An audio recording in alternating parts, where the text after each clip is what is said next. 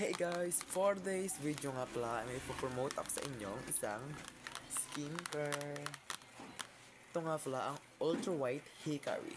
So, ano nga ba ang benefit sa ating mukha? Siyempre, unang-una, kaputi siya ng mukha. At ito nga pala ang mga laman ng Hickory Ultra White. Ito, makikita nyo sa likod. Yan guys, ang kanyang mga laman. O, diba?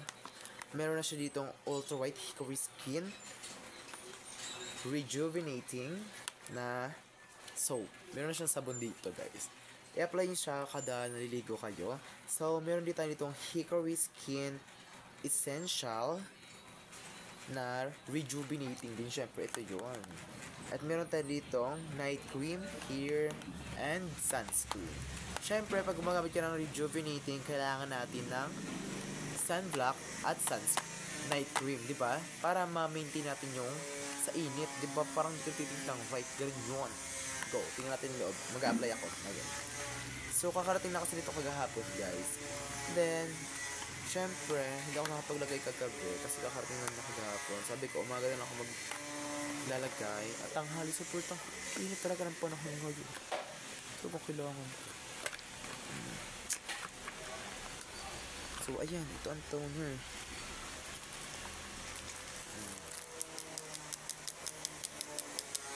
Ayan. Kailangan natin ng bulak.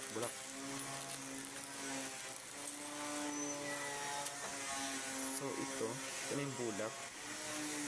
Kailangan natin ng yan, buksan nyo na siya ng ganito dito. And, konting patakla kasi dito naman kailangan ng softer. Kasi puti naman yung mukha ko, guys. Pimples lang talaga sagad. Diba? Yan. Pag naglagay na ka ng kahit konti lang talaga siya, guys. Perfect na yun. Kasi naman, hindi ko naman gusto pumuti yung mukha ko. Ang gusto ko lang ay matanggal yung pimples. Kasi, paputiin ang mukha ni Face Look. Ang ganda. Charas. Dip lang nasin siya dito. Sana, Lord, tumalab na ito sa aking Face Look. Matanggal lang ng dumi sa mukha. At super, hindi na siya nakakatuwa talaga, guys. Alam niyo ba yun guys, na dati sobrang fresh ng mukha ko, wala akong ka-pimples.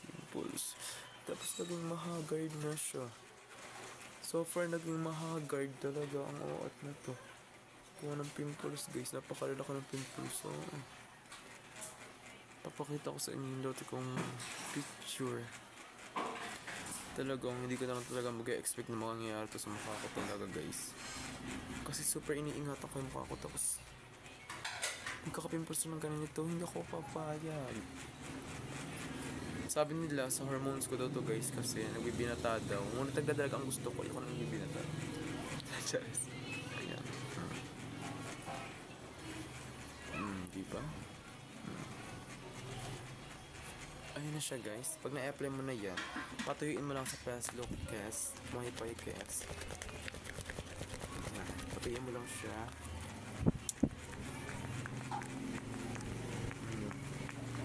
Pagkapatuyo, ilagay ang day cream.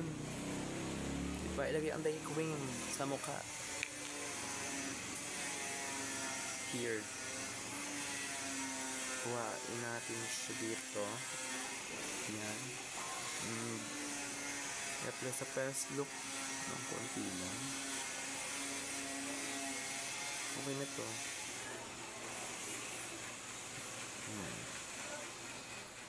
And sa noo,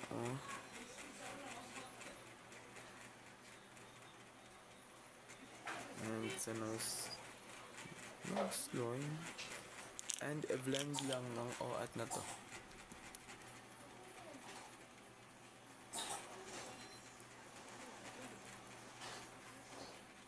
Kagandahan lang sa sunscreen na to guys, kasi nga mayroon siyang day cream.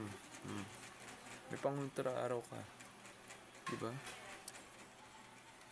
Kaya sana tumalab to sa akin guys.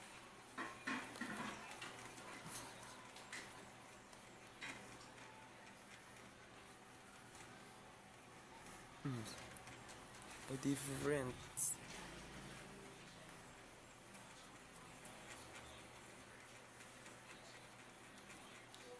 Sana makatulong to sa akin. Diba guys? Hanggang dito lang. Fabesh.